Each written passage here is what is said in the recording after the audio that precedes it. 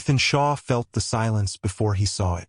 After 2 years in a world defined by the percussive rhythm of helicopter blades and the distant, dull crump of artillery, the quiet of a suburban street felt unnatural, a void where life should have been. The house, the one he'd poured his life's savings into with Clara before she was gone, was a hollow-eyed stranger. A stark, white sign hammered into the lawn announced its betrayal, foreclosed. He stood on the pavement, the duffel bag sliding from his suddenly numb fingers, the neat, clipped grass a mockery of the overgrown memories in his mind. The real war, he was beginning to understand, had been fought here, in his absence. An elderly woman from 2 doors down, Mrs. Gable, eventually approached him, her face a roadmap of pity. She explained, in halting, apologetic whispers, that Caroline, Clara's sister, the woman he'd entrusted with his entire world, had taken the children and left months ago. No one knew why. The money, everyone assumed, had simply run out. She pressed a crumpled piece of paper into his hand, an address for a grim apartment complex on the other side of town. The drive, there was a blur of concrete and rising dread. The apartment building smelled of stale cooking oil and damp regret. Unit 3B was at the end of a flickering hallway. He knocked, his knuckles rapping against peeling paint. A faint scuttling sound came from within, then silence. He used his key, the one Caroline had insisted he keep, and the lock turned with a grating sigh. The silence in the cramped apartment was a heavy blanket, suffocating the familiar scent of home. But it was the way his youngest daughter, Lily, clutched a dirty, threadbare teddy bear, a bear he had never seen before, that told Ethan he hadn't come home at all. He had returned to the aftermath of a war he never knew was being fought. She was just 4, a ghost of the giggling toddler he'd kissed goodbye. Her eyes, wide and dark, held none of the recognition he craved, only a deep, weary caution. The other 3 were scattered like chess pieces after a clumsy hand had swept the board. Leo, the oldest at 10, stood protectively in front of the younger 2, his shoulders squared with a burden no child should carry. Maya, 8, glared at him with an anger that was a shield against a pain he couldn't yet comprehend. And Noah, 6, simply stared at the floor, as if all the world's answers were written in the scuffed linoleum. They were thin. He could see it in the hollows of their cheeks, the sharp angles of their wrists. A single, mostly empty box of cereal sat on the counter, a silent testament to their diet. There was no sign of Caroline, only a hastily scribbled note on the kitchen table held down by a salt shaker. "I couldn't handle it," it read. "The money is gone. I'm sorry." The lie was so simple, so plausible, that for a moment, the soldier in him accepted the report at face value. Soldiers were trained to deal with the facts on the ground. But the father in him, the part that had been dormant and aching for 2 years, saw Lily's grip on that wretched bear and knew, with a certainty that chilled him to the bone, that the note was the beginning of the deception, not the end. The apartment itself was a testament to neglect, a physical manifestation of Caroline's hollow apology. The air was stagnant, thick with the ghosts of cheap meals and unwashed laundry. A single grimy window looked out onto a brick wall, admitting a sliver of jaundiced afternoon light that did little to lift the oppressive gloom. Ethan walked through the 2 small rooms, his combat boots seeming to thunder on the worn floorboards, an intrusion of order into a world of chaos. He catalogued the deficiencies with a detached, military precision. The leaking faucet in the bathroom, the exposed wiring near the baseboards, the threadbare blankets on the small mattresses that lay directly on the floor. It was a place of transit, not a home. A shelter from the rain and nothing more. The coldness of it all stood in stark, brutal contrast to the warmth of his memories. He closed his eyes, summoning the image of their real home, the one he and Clara had built. He could almost smell the fresh paint, feel the plush new carpet under his feet, hear the echoes of Clara's laughter as they chased a giggling, 2-year-old Lily through the sun-drenched living room. The memory was a physical blow, a phantom pain from a limb long since amputated.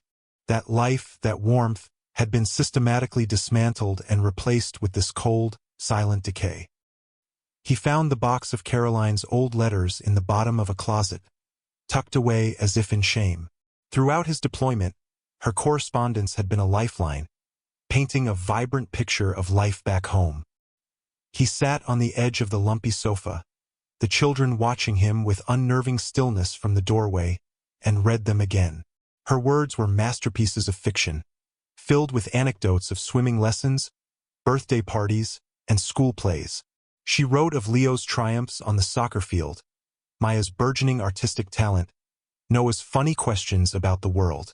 She described Lily learning to talk in full sentences, her laughter filling the house. Each letter was a carefully constructed lie, a perfect facade designed to keep him pacified thousands of miles away while the truth festered. He looked from the cheerful, looping handwriting to the faces of his children. Leo's soccer cleats were nowhere to be found. Maya's hands, which should have been smudged with paint or clay, were clenched into tight fists at her side. Noah hadn't asked a single question, and Lily hadn't spoken a word. The disparity between Caroline's curated reality and the grim truth in front of him was a chasm, and a cold, hard anger began to form in its depths. Later that evening, he attempted to create a semblance of normalcy, a ritual he dimly remembered as a family dinner. The cupboards yielded a can of lukewarm soup and half a loaf of stale bread.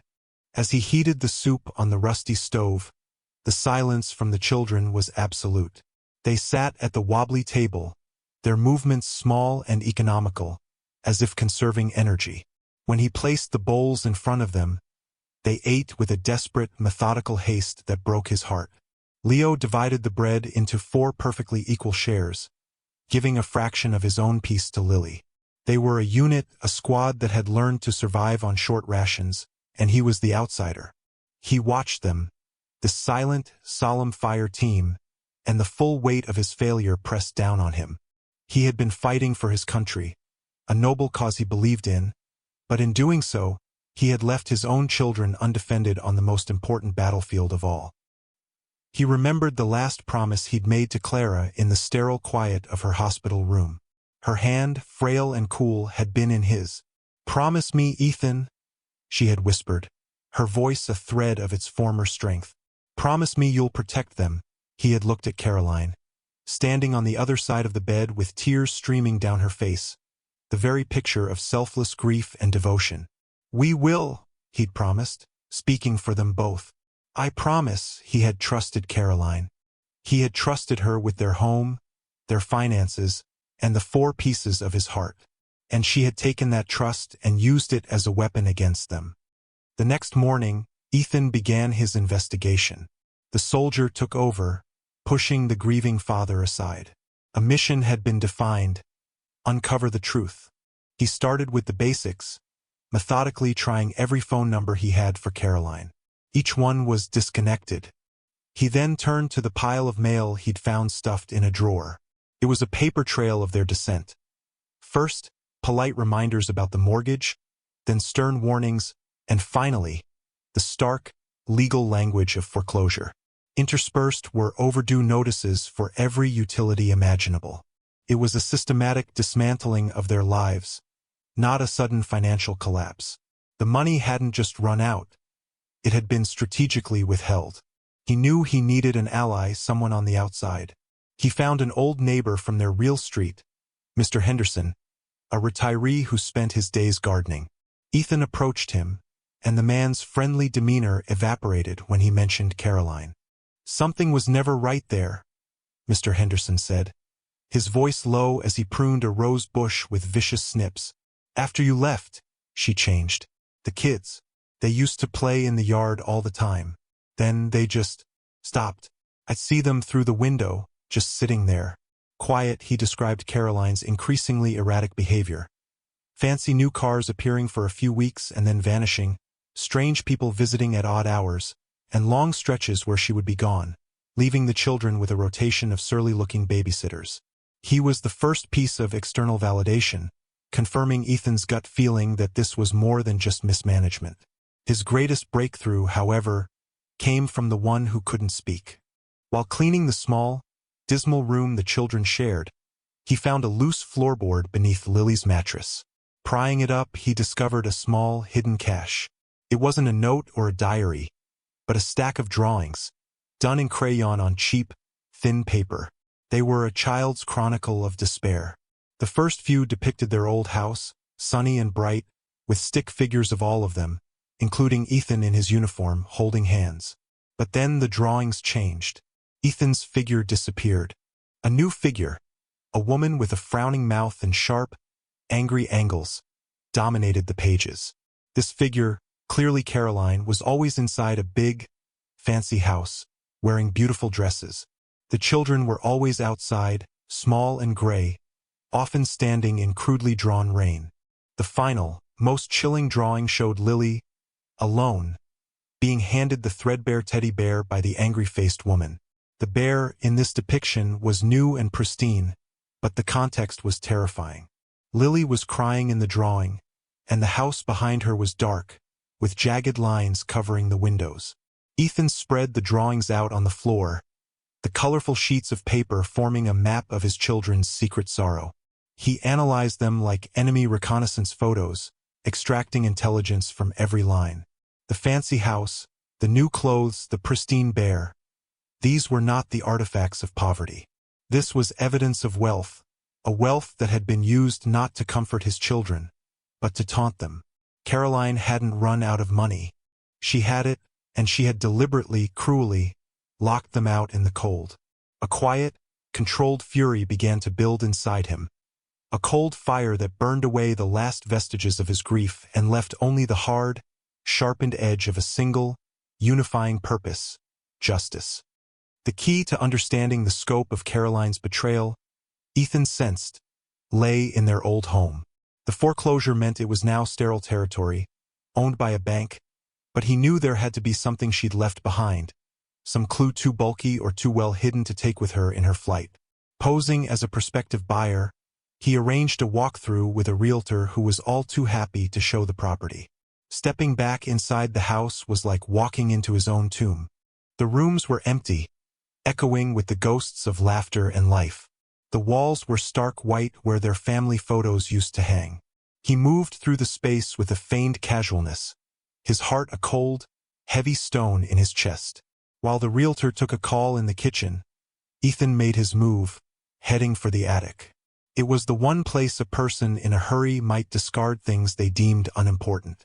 The air upstairs was hot and thick with the smell of dust and old wood. Cardboard boxes, labeled Clara's keepsakes, and old tax records, were piled in a corner, but he ignored them. He was looking for Caroline's footprint, and he found it. Tucked away behind a water heater, almost completely hidden in the shadows, was a sleek, black briefcase. It was out of place amongst the sentimental clutter of a family home, too modern, too cold. It was locked. He carried it downstairs, managing to secret it out of the house under the pretext that it was an old piece of luggage he'd forgotten. Back in the grim apartment, he pried the lock open with a screwdriver. There was no cash inside. There was something far more valuable. The contents were a curated collection of Caroline's secret life, letters from a prestigious wealth management firm, draft legal documents establishing a complex series of trusts, and a single, crisp bank statement from an offshore account. Ethan's breath caught in his throat. The balance on the statement was for just over $7 million. The date was from 18 months ago, shortly after Clara's death and his deployment. This was the seed money, the first transfer. He saw a reference in one of the letters to the full disbursement of the Westwood estate, a name he didn't recognize. The instrument of cruelty wasn't a belt or a harsh word. It was a fountain pen signing away his children's future. The full, monstrous picture began to resolve itself in his mind. Caroline hadn't just mismanaged their finances. She had orchestrated a sophisticated campaign of theft, leaving his children in squalor as a cover for her crime, a piece of misdirection to make her story of poverty plausible. The sheer audacity of it, the depth of the malice required to watch her own nieces and nephews starve while she sat on a fortune, was staggering. The soldier in him had dealt with the enemy for years, had understood their motivations, their tactics. But this was different. This was a betrayal so profound it felt like a violation of natural law. He sat on the floor of the apartment, the damning papers spread around him, and for the first time since returning, He allowed himself to feel the full, untamed force of his rage. It was a silent, white-hot inferno, and it did not demand a shout, but a promise. He would burn her world to the ground. He had to force himself back into a state of tactical calm, burying the fury beneath layers of disciplined thought. Acting on pure rage would be a catastrophic mistake. He needed a strategy, he needed intelligence, and he needed allies. His first call was to a man he trusted implicitly, a former comrade from his unit named David, who had left the service to become a private investigator. Ethan explained the situation in clipped, precise sentences, laying out the known facts. The abandonment, the squalor, the briefcase, the $7 million statement, the reference to the Westwood estate. David listened without interruption, his silence a sign of deep concentration. "Send me pictures of everything you have," David said finally, his voice a low growl. "Every document. I'll start digging. This stinks to high heaven, Ethan. Don't do anything until you hear from me. Lie low. Be a father." The last two words hit him harder than any order he'd ever received. Be a father. It was a mission he felt completely unqualified for, but one he had to accept. The days that followed were a grueling test of patience. He existed in a state of suspended animation, operating on two distinct levels. On the surface, he was creating a routine, a fragile bubble of safety for the children.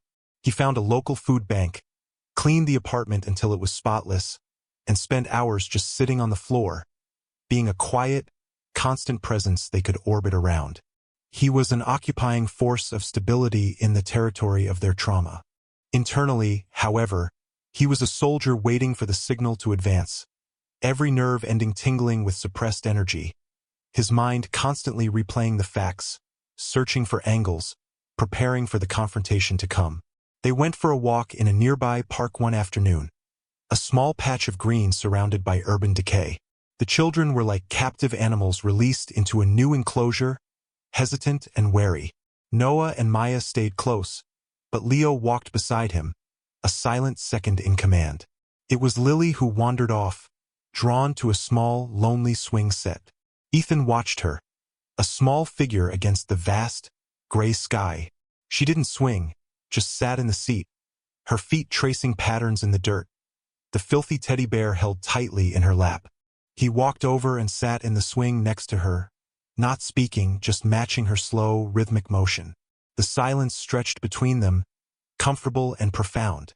He was learning their language, a dialect of shared space and quiet understanding. He finally found the courage to ask about the one thing that haunted him. "That bear," he said softly, keeping his voice even. "He looks like he's been on a lot of adventures." Lily stopped her feet, her gaze fixed on the bear's one remaining button eye. For a long moment, he thought she would not respond, that he had broken the fragile trust between them. Then, in a voice so quiet it was barely more than a breath of air, a voice he hadn't heard in over 2 years, she whispered a single cryptic sentence. "He's from the sad house." She looked up at him, her eyes holding a universe of meaning. It wasn't an accusation or a plea. It was a piece of intelligence, delivered from the one witness who had seen everything. The sad house, the place where Caroline lived in luxury while they starved. The place where a brand new bear was given as a pathetic apology before being dragged into poverty with its new owner. It was the final confirmation he needed. His resolve hardened from steel into diamond. The call from David came a week later. "You sitting down?" his friend asked, the usual prelude to a bombshell. The Westwood estate isn't just some minor family fund. Clara's maternal great-grandfather was a man named Julian Westwood, a reclusive shipping magnate. He died about 3 years ago and left his entire fortune in a generation-skipping trust for his great-grandchildren. "Your kids?" Ethan. The line went quiet for a moment as Ethan absorbed the impact. "How much?" he asked, his voice tight. "Don't freak out," David said. The initial valuation was just north of $200 million. The number was so vast, so disconnected from reality, that it didn't even register as money. It was a motive for a crime so monstrous it was almost beyond comprehension. David continued, laying out the rest of the puzzle. The trust was structured to be managed by the children's legal guardian. With Clara gone and Ethan deployed, That role fell to Caroline. The $7 million Ethan had found was just the first, semi-legal disbursement she had arranged for the children's upkeep. She had parked that in an offshore account and then systematically faked documents, filed false reports with the trust's administrators, and created a paper trail suggesting the family was destitute, all while planning to eventually have the children declared abandoned wards of the state. Once they were lost in the system, she, as the last known relative and guardian, could argue for control over the entire principal. Her own past, David had discovered, was a litany of petty fraud, bankruptcies, and failed businesses. She had always lived in the shadow of her sister, Clara, who had escaped their toxic upbringing. The inheritance was her chance not only to be rich beyond her wildest dreams, but to enact the ultimate revenge on the sister she envied, by destroying the children she had loved. She got sloppy, David said, a hint of satisfaction in his voice. She couldn't resist a taste of the good life. She used a fraction of that $7 million to buy a penthouse. All cash. I've got the address. She's living like a queen while your kids are eating out of cans. As David spoke, Caroline transformed in Ethan's mind. She was no longer just a cruel, neglectful woman. She was a predator, a creature of pathological jealousy and greed who saw his children not as family, but as obstacles. That evening, as if sensing the shift in the atmosphere, Caroline made her mistake. A courier delivered a package to the apartment. It was a large, glossy toy catalog addressed to the children. Tucked inside was a crisp new $50 bill and a postcard. The picture was of a glittering city skyline at night. On the back, in Caroline's looping script, it said, "Thinking of you. Hope you can buy yourselves a little treat. Love, Aunt Carol." It was an act of such breathtaking arrogance, such dismissive cruelty, that it galvanized Ethan. She was taunting them, dangling a pittance in front of them to assuage whatever sliver of conscience she had left, or worse, to mock their poverty. He looked at the catalog, at the pictures of happy children with mountains of toys, and then at his own kids, whose only shared possession was a dirty teddy bear.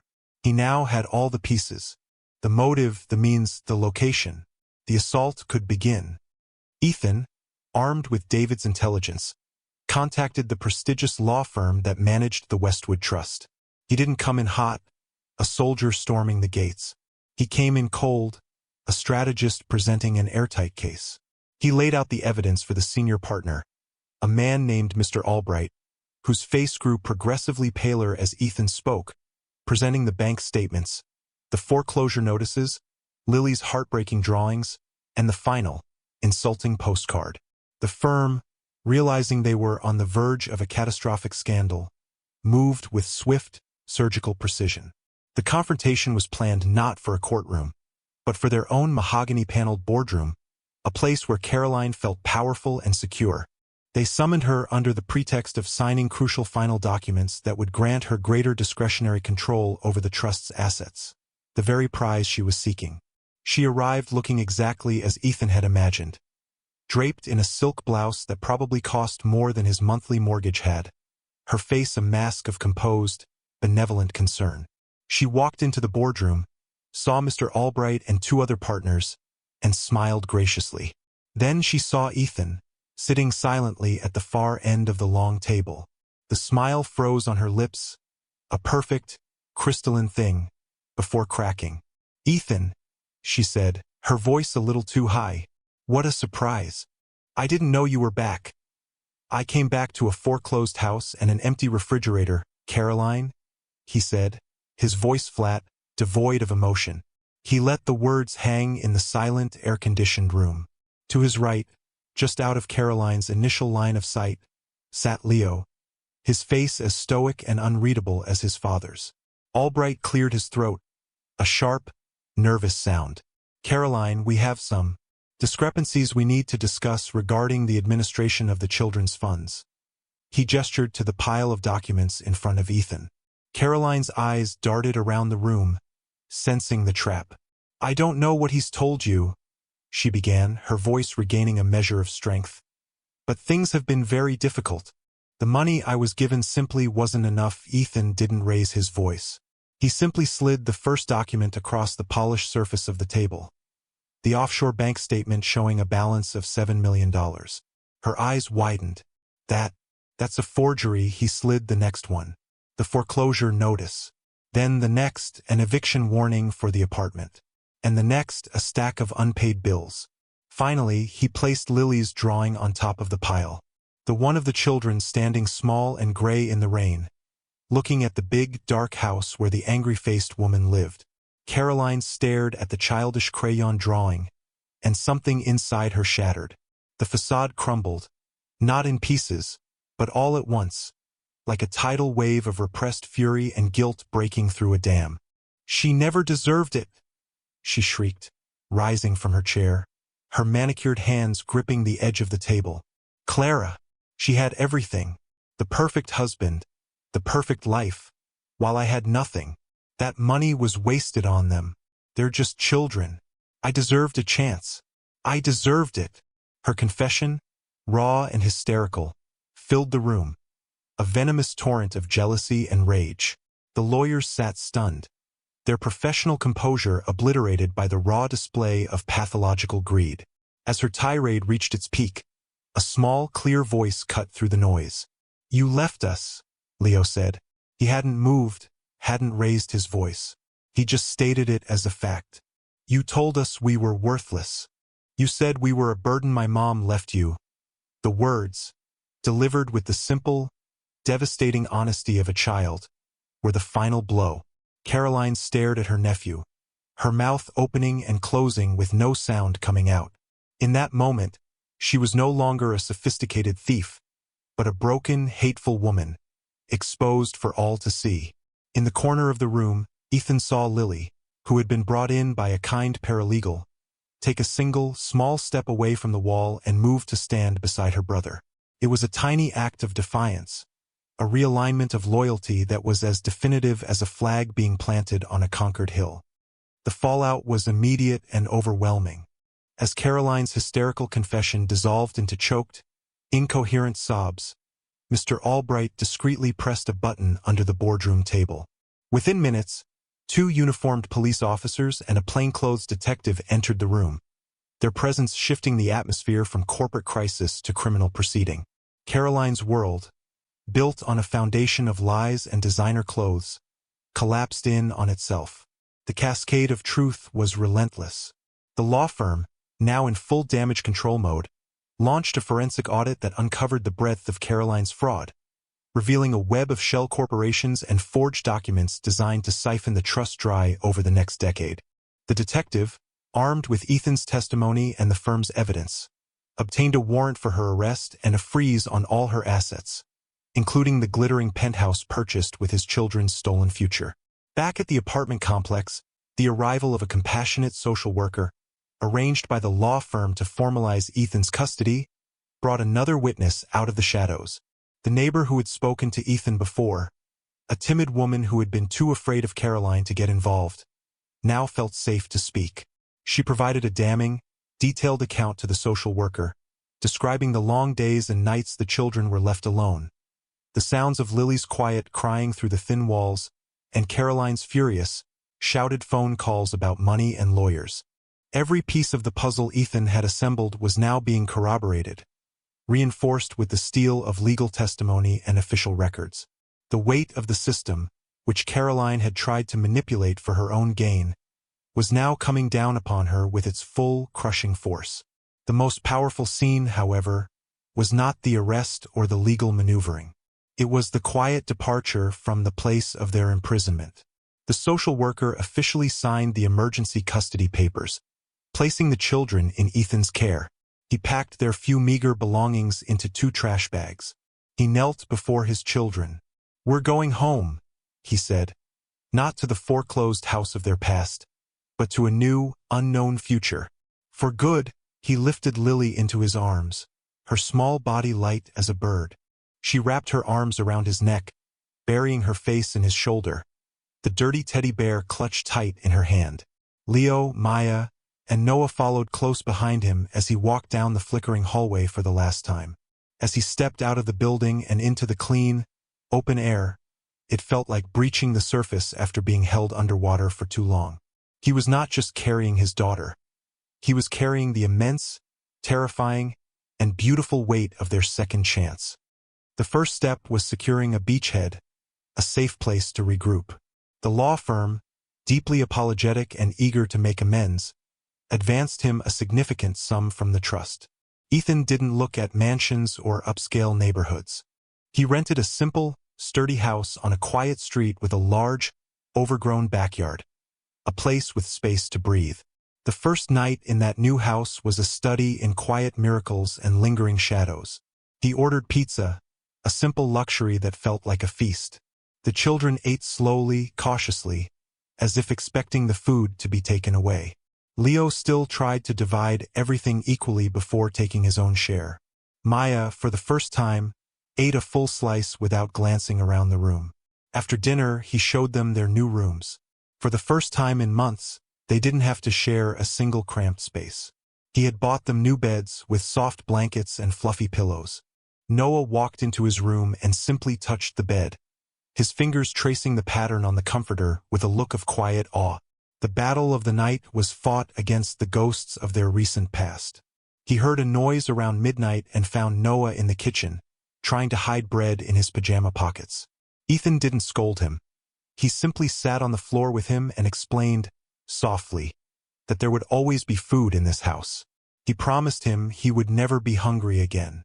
Later, a nightmare tore a cry from Lily's room. He rushed in to find her tangled in her new blankets, her face streaked with tears. He sat on the edge of her bed and held her hand until her breathing evened out, the dirty teddy bear a silent sentinel on the pillow beside her. The legal fallout for Caroline was swift and severe. Stripped of her assets and facing a mountain of evidence, she was charged with multiple counts of fraud, embezzlement, and felony child endangerment. The courts, seeing the scale of her deception and the profound neglect of the children, denied bail. Her fate was sealed, but Ethan found he took no joy in it. Her destruction was not the victory. The victory was this: sitting in the dark, quiet house, listening to the steady breathing of his 4 sleeping children, safe in their beds. The weight of his new reality settled upon him. He was a single father to 4 traumatized children. He was the steward of a fortune so large it felt like a foreign country. He was terrified. He thought of his promise to Clara, and the guilt of his failure, of trusting the wrong person, of being a world away while his children suffered, washed over him. He walked into the living room and looked out at the dark, quiet street. He wasn't a soldier coming home from a war anymore. He was a man standing watch on the first night of a new one, a long, patient campaign to reclaim the childhood that had been stolen from his family. And as he stood his post, he made a silent vow to the sleeping children, a promise that this house would never be silent again. It would be filled with noise, with laughter, with arguments, with life. It would be a fortress of safety, and he would be the guardian on its walls, forever. A year passed. The silence of the first night was now a distant memory, replaced by the chaotic, beautiful symphony of a healing family. The rented house was now theirs, its walls covered in Maya's vibrant, expressive paintings and the scuff marks of Noah's boisterous games. The overgrown backyard had been transformed into a playground and a vegetable garden, a place of creation and life. Each child was finding their way back, not to the people they were before, but to the new people they were becoming. Leo had joined a local robotics club, his fierce intelligence and protective instincts now channeled into building things rather than just holding them together. Maya, with the help of a gifted therapist, was learning to voice her anger instead of letting it burn inside her, and had become a star on her soccer team, a blur of fierce, joyful energy. Noah, no longer the boy who stared at the floor, was a chatterbox, his mind a fountain of endless, curious questions about stars and bugs and everything in between. The most profound transformation was Lily. She spoke now, in sentences and paragraphs, her voice still quiet but filled with a growing confidence. The dirty teddy bear from the sad house had been replaced by a small menagerie of new, clean stuffed animals. One sunny afternoon, Ethan found her in the backyard, standing beside a small hole she had dug beneath the old oak tree. In her hands she held the old, threadbare bear. She looked up at him, her expression serious. "He's tired," she said. He was sad for a long time. He can rest now. She gently placed the bear in the hole and covered it with dirt, patting the ground flat with her small hands. She had not discarded her past. She had honored its pain and laid it to rest. That night, Ethan went through their familiar bedtime routine. He discussed a robotic schematic with Leo, praised a new painting from Maya, answered Noah's final question of the day about whether fish get thirsty, and finally, tucked Lily into bed. She hugged him tight. "I love you, Daddy," she whispered into his shoulder. It was the first time she had said it since his return. He sat in her room for a long time after she fell asleep, the words echoing in the quiet. He had come home a soldier, trained to fight enemies he could see. But this new mission, this life of being a father, had taught him that the greatest victories are not won with weapons or strategy, but with patience, with presence, and with a love so fierce it can heal the deepest wounds. He was no longer just a protector, he was a parent. He was home. What does it truly mean to be abandoned? Is it simply about being left behind? Or is it about the silence that follows, the quiet theft of trust and safety? We build our lives on the assumption that certain bonds are unbreakable, that the love of family is a fortress wall. But what happens when the traitor is within the gates? When the person meant to protect you is the very source of your pain? We saw in Ethan's story how a soldier's promise to his dying wife became a battlefield he never anticipated, fought not in a distant land, but in the quiet, desperate rooms of his own children's lives. Have you ever witnessed a situation where the facade of a perfect life concealed a deep and troubling reality? The story of Caroline reminds us that the most devastating wounds are often inflicted not by overt acts of violence, but by the slow, corrosive acid of neglect and emotional betrayal, all hidden behind a smile. It forces us to ask ourselves, how well do we truly know the people we trust with the most vulnerable parts of our lives? And perhaps the most important question of all is about the nature of wealth. A $200 million inheritance became a motive for a monstrous crime. Yet in the end, true wealth was found not in a bank account, but in a child's laughter filling a once silent house. It was found in the courage to bury a sad teddy bear, and in the simple, whispered words, "I love you, Daddy." What do you think is the real measure of a person's fortune? Share your thoughts on these moments of betrayal, resilience, and the quiet, everyday victories that truly define a life well lived.